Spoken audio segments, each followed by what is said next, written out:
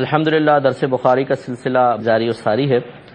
اور پچھلے پروگرام میں ہم نے حدیث نمبر 468 پر ہم نے کلام کیا تھا۔ آج 467 آپ کے سامنے بیان کریں گے۔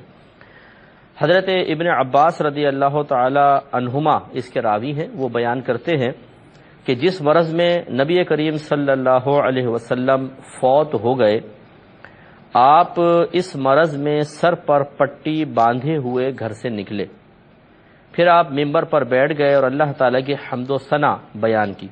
پھر فرمایا کہ لوگوں میں کوئی ایسا نہیں ہے جس نے حضرت ابو بکر بن قحافہ رضی اللہ تعالی عنہ سے زیادہ اپنی جان اور مال کے ساتھ مجھ پر احسان کیا ہو، اور اگر میں لوگوں میں سے کسی کو خلیل بناتا تو ابو بکر کو خلیل بناتا، لیکن اسلام کی دوستی افضل ہے۔ اس مسجد میں کھلنے والے ہر دروازے کو بند کر دو سوائے ابو بکر کے دروازے کے۔ تو اس حدیث پاک میں حضرت ابو بکر صدیق رضی اللہ تعالی عنہ کی فضیلت کا بیان ہے، اور پچھلی حدیث بھی اگر آپ کے ذہن میں ہو تو اس میں بھی اسی قسم کا مضمون تھا کہ نبی کریم صلی اللہ علیہ وسلم نے ارشاد فرمایا تھا کہ بے شک لوگوں میں سب سے زیادہ اپنی رفاقت میں مجھ پر احسان کرنے والے تم ہو، یعنی ابو بکر صدیق رضی اللہ تعالیٰ عنہ کو مخاطب کر کے سرکار نے ارشاد فرمایا، اور اگر میں اپنی امت میں سے کسی کو خلیل بناتا تو میں ابو بکر کو خلیل بناتا، لیکن اسلام کے اعتبار سے بھائی ہونے کا رشتہ اور دوستی اپنی جگہ قائم ہے۔ مسجد میں کوئی دروازہ باقی نہیں رکھا جائے گا مگر اس کو بند کر دیا جائے سوائے ابو بکر کے دروازے کے۔ تو اس حدیث پاک میں بھی اور یہ جو ابھی ہم نے پڑھی ہے، ان دونوں میں حضرت ابو بکر صدیق رضی اللہ تعالی عنہ کی ایک فضیلت کا بیان ہے۔ اس میں چند باتیں بہت ہی قابل ذکر ہیں۔ پہلی بات تو یہ کہ نبی کریم صلی اللہ علیہ وسلم بھی آخری عمر مبارکہ میں آپ کا جو مرض تھا وہ شدت اختیار کر گیا تھا، اور پھر آپ کا وصال مبارکہ ہوا۔ وصال مبارکہ ہم اس لیے کہتے ہیں کہ نبی کریم صلی اللہ علیہ وسلم کی حیات بھی ہمارے لیے نافع ہے اور باعث برکت ہے، اور آپ کا ہم سے پہلے دنیا سے تشریف لے جانا بھی ہمارے لیے بے حد باعث برکت ہے، اور دونوں لحاظ سے اس میں کوئی نقصان کا پہلو کم از کم ہمارے لیے نہیں ہے۔ بعض اوقات یہ سمجھا جاتا ہے کہ اللہ کے نبی اگر دنیا سے تشریف لے گئے تو کاش آپ ہوتے، ہم بھی ہوتے تو بہت ساری برکات اور فائدے حاصل کرتے۔ یقیناً رحمت کونین صلی اللہ علیہ وسلم کی صحبت بہت پیاری چیز ہے اور بہت ہی باعث برکت ہے، لیکن بحیثیت مسلمان و مومن کے ہم یہ اچھی بات اچھی طرح جانتے ہیں کہ موت تو دراصل صرف ایک پردے کا نام ہے، کہ اس کے بعد ایک پردہ سا طاری ہوتا ہے اور انسان ایک ورلڈ سے دوسرے ورلڈ میں چلا جاتا ہے، ایک دنیا سے دوسرے دنیا میں منتقل ہو جاتا ہے، اور پھر وہی سابقہ زندگی ہوتی ہے۔ جیسے شہداء کے بارے میں اللہ تعالیٰ نے واضح طور پہ فرمایا کہ جو اللہ تعالیٰ کی راہ میں شہید کیے جائیں، قتل کیے جائیں، ان کو مردہ گمان نہ کرو، وہ زندہ ہیں۔ اسی طریقے سے رحمت کونین صلی اللہ علیہ وسلم نے انبیاء علیہ السلام کے بارے میں بھی ارشاد فرمایا کہ اللہ تبارک و تعالیٰ نے زمین پر نبیوں کے اجسام کا کھانا، جسموں کا کھانا حرام فرما دیا ہے۔ اللہ کے نبی زندہ ہیں، انہیں رزق دیا جاتا ہے۔ گویا کہ وفات ان پہ طاری ہوتی ہے تو ایک آن کے لیے طاری ہوتی ہے، اس کے بعد اگر ان کا جسد مبارکہ ہمارے سامنے رکھا ہو تو بظاہر بے حس و حرکت ہوتا ہے، لیکن ان کی ایک روحانی زندگی کا آغاز ہو جاتا ہے جو ہماری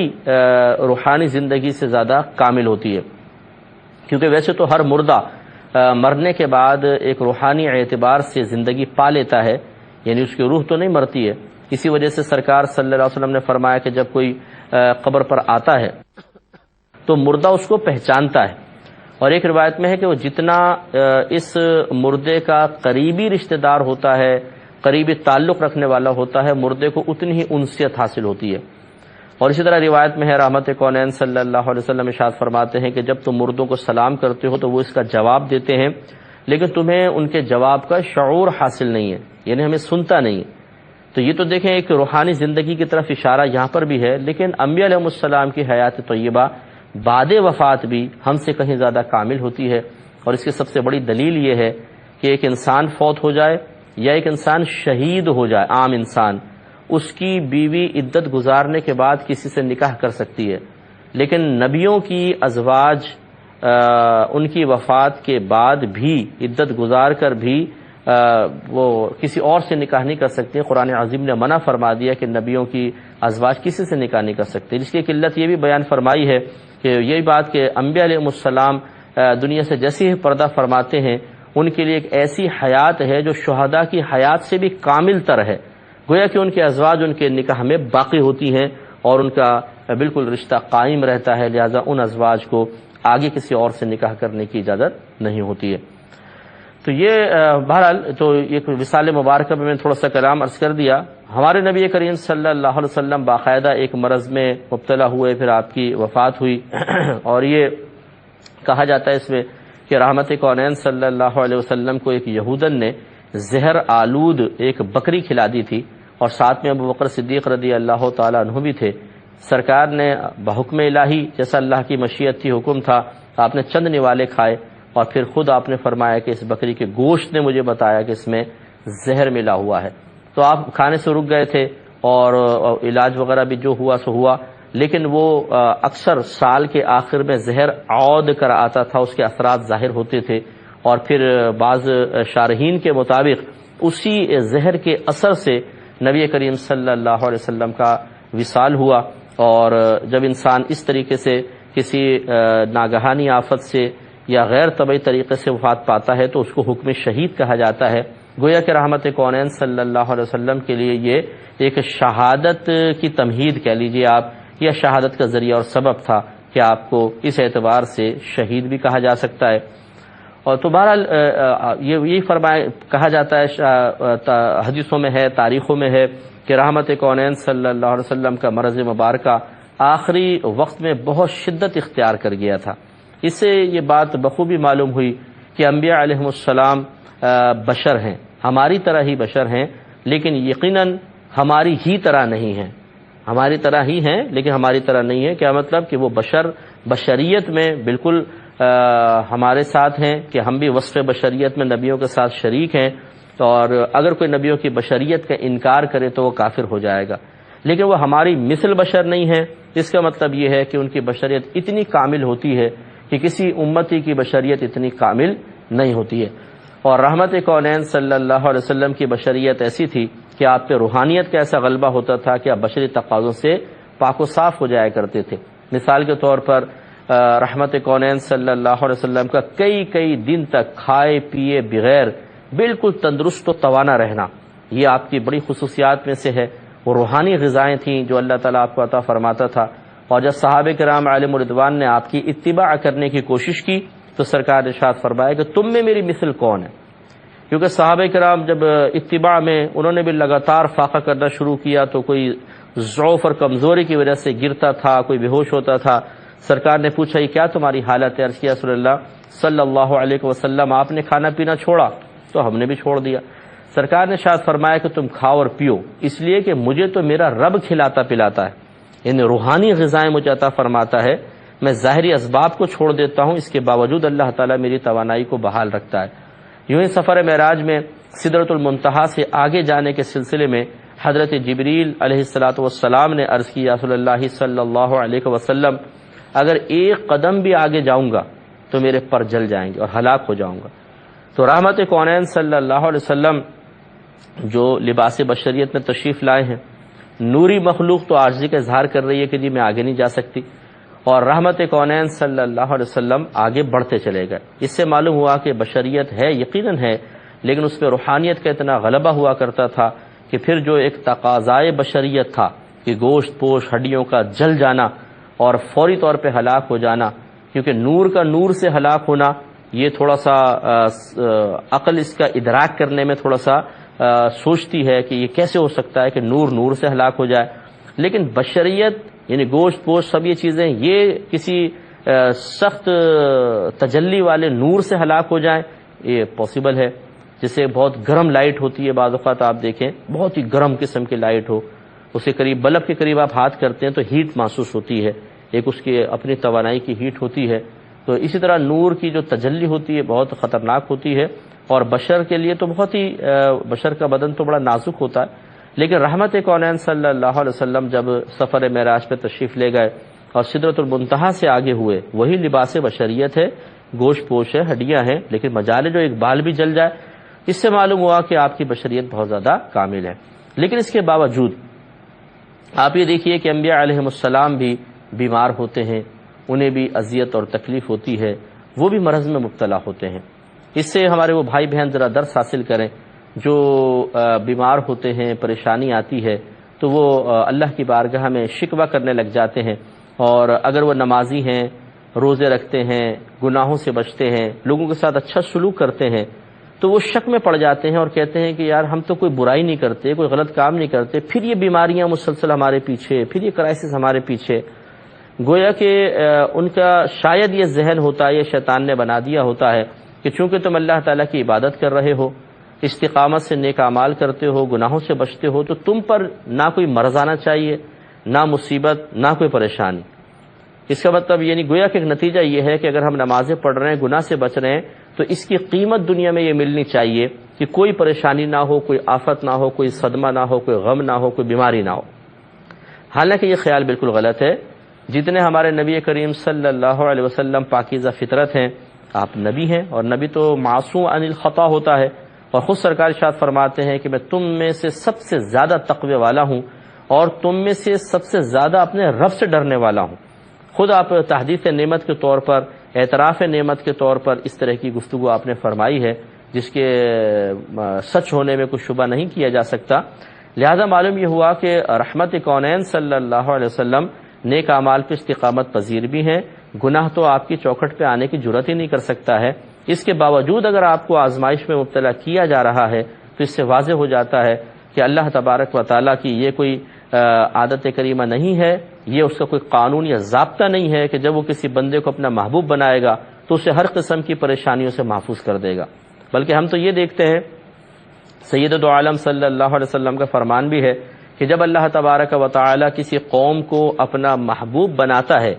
تو ان پر آزمائشوں کے دروازے کھول دیتا ہے، یعنی اس بارگاہ کا نظام یہ ہے۔ اور اس پہ میں بارہا کلام کر چکا ہوں، لیکن جب مضمون دوبارہ آتا ہے تو عیادہ کرنے میں کوئی حرج نہیں ہے۔ لہذا اچھی طریقے سے یاد رکھیے کہ آپ نیک اعمال کر رہے ہیں، آپ گناہوں سے بچ رہے ہیں فقط اللہ کے لیے، اس لیے نہیں کہ ان کو دنیا میں اس انداز سے کیش کر لیا جائے کہ کوئی پریشانی نہ آئے، مصیبت نہ آئے، کیونکہ میں نیک عمل کر رہا ہوں، کیونکہ میں گناہ سے بچ رہا ہوں۔ آپ اپنے نیک اعمال کا بدلہ دنیا میں نہ لیں اور نہ اس کی تمنا رکھیں، بلکہ یہ آخرت میں آپ کو یہ سمجھ لیں چیک ہے، ہر عبادت، ہر نیک عمل، ہر گناہ سے بچنے کی آپ کی اچھی عادت یا اچھا عمل یا فعل، یہ سب کے سب ایک چیک ہیں جن کو آپ میدان معاشر میں اللہ کی بارگاہ میں جا کر کیش کروائیں گے اور اس کے بدلے میں جنت حاصل ہوگی۔ لہذا پہلی بات تو یہ کہ اللہ تعالیٰ کے محبوب بندوں پر آزمائشیں آتی ہیں، اور جب رحمت کونین صلی اللہ علیہ وسلم پر آزمائشیں آئی ہیں تو اس کے بعد یہ خیال ذہن سے نکال دیا جائے کہ جی جو نیک ہوتا ہے اس پہ آزمائشیں نہیں آتی ہیں، کیونکہ بعض جاہل قسم کے مسلمانوں کو دیکھا، فاسق ہیں، فاجر ہیں، بے نمازی ہیں، عافیت سے رہ رہے ہیں۔ خاندان میں ایک شخص نمازی ہے، پرہیزگار ہے، نیک عمل کرتا ہے، اس کی دکان جل گئی، بیٹا مر گیا، بیماریاں گھر میں آ رہی ہیں، تو معاذ اللہ ثم معاذ اللہ بعض اوقات کہتے ہیں بھائی تو یہ بتاؤ تمہاری نیکیوں کا فائدہ کیا ہوا، کیا فائدہ ہوا اتنی نماز پڑھنے کا؟ یعنی ان بے وقوفوں سے سوال کیا جائے کہ اس کا مطلب یہ ہوا کہ اگر مصیبتیں آفتیں نہ آتی تو نماز پڑھنے کا فائدہ تھا، ورنہ معاذ اللہ ثم معاذ اللہ اگر یہ چھوٹے چھوٹے معمولی فائدے حاصل نہیں ہوئے تو اللہ تعالیٰ کی طرف سے فرض کردہ اس مقدس عبادت کی کوئی وقت ہی نہیں آپ کی نگاہوں میں۔ یہ بے وقوف طبقہ ہے جو اس طرح لوگوں کے دل میں وسوسے ڈال کر انہیں بھی عبادات سے دور کرنے کی کوشش کرتا ہے۔ بس یہ ذہن بنا لیں ہم نے عبادت اللہ کے لیے کی ہے اور آخرت میں بلند درجات کے لیے، جنت کے حصول کے لیے کی ہے، نہ کہ دنیا میں اس کے کوئی بینیفٹس حاصل کرنے کے لیے یا اس کو کیش کروانے کے لیے۔ پہلی بات یہی ہے۔ دوسری بات یہ ہے کہ نبی کریم صلی اللہ علیہ وسلم بھی بیمار ہوئے ہیں، تو بیماری سمجھ لیجئے کہ ایک اچھی چیز ہے۔ اگر یہ بیماری کوئی بری چیز ہوتی، کوئی گندی چیز ہوتی، قابل نفرت چیز ہوتی تو اللہ تبارک و تعالیٰ اپنے حبیب کریم صلی اللہ علیہ وسلم کو کبھی بھی بیمار نہ کرتا، کیونکہ اس نے اپنے حبیب کو پاکیزہ بنایا، تو پاکیزہ چیزوں کو ہی آپ کی بارگاہ میں حاضری کا شرف بھی عطا فرمایا ہے۔ لہذا بیماری کوئی بھی بری نہیں ہوتی ہے۔ ہم بعض اوقات بیماریوں کو برا کہتے ہیں، چھینکیں آتی ہے تو کہتے ہیں لعنت تو اس چھینکوں کے اوپر، نزلے پہ تو لعنت ہو جائے، بخار سے تو مجھے بڑی نفرت ہے، فلاں مرض سے بڑی نفرت ہے، ہم نفرت کا اظہار کرتے ہیں، برا بھلا کہتے ہیں، لعنتیں ان پہ کرتے ہیں۔ یہ قطعاً غیر مناسب ہے۔ ہر بیماری اللہ تعالیٰ کی طرف سے رحمتیں لے کر آتی ہے، اچھی طرح یاد رکھیں۔ لیکن اس کا مطلب یہ نہیں ہے کہ آپ سخت سردیوں میں ٹھنڈے پانی سے نہا کے اپنی چھت پہ رات کے 2:30 بجے ٹھنڈی ہواؤں میں کھڑے ہو جائیں اور دعوت دیں مرض کو کہ آجا بھائی تاکہ اللہ کی رحمت حاصل ہو. اس طرح جان بوجھ کے اپنے آپ کو ہلاکت میں ڈالنا بھی منع ہے.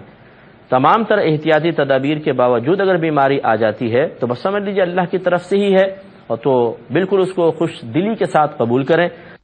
اور یہ جو شور شرابے ہوتے ہیں بعض لوگوں کے، ہائے میں مر گیا، ارے تیرا بیڑا غرق ہو جائے، بخار، ہائے، اور بیچارے گھر والے پریشان. بعض گھر والے کہتے ہیں تم بیمار نہ پڑا کرو، ہم بیمار ہو جائیں ٹھیک ہے. یہ تو ہائے ہائے کر کے پورے گھر کو سر پہ اٹھا لیتے ہیں. تو یہ ایک غلط روش، غلط طریقہ ہے. بیماریوں کو نفرت کی نگاہ سے نہ دیکھیے، انہیں بڑی محبت کی نگاہ سے دیکھیں. ایک شخص تھا، وہ بیمار ہو گیا تو دعا کر رہا تھا اللہ تعالیٰ مجھ پہ رحمت نازل فرما. ایک نبی وہاں سے گزرے تو اللہ تعالیٰ کی بارگاہ میں عرض کی یا رب کریم، یہ تیری رحمت کو طلب کر رہا ہے، اس پہ رحمت نازل فرما دے. تو اللہ تعالیٰ نے ارشاد فرمایا کہ یہ بتائیے کہ جو میں نے اس کو بیماری میں مبتلا کیا ہے یہ میری رحمت نہیں ہے تو اور کیا ہے؟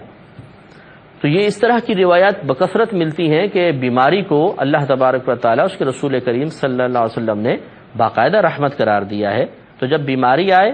تو بس زبان بند ہونی چاہیے، نہ قلب میں شکوہ ہو، نہ زبان پہ شکوہ ہو، نہ مطلب ہائے ہو کرے آدمی حتی الامکان کوشش کرے، اور نہ یہ کہ کوئی آئے تو وہ پورے اس کے سامنے پوری قطع کہانی سنا دی جائے اور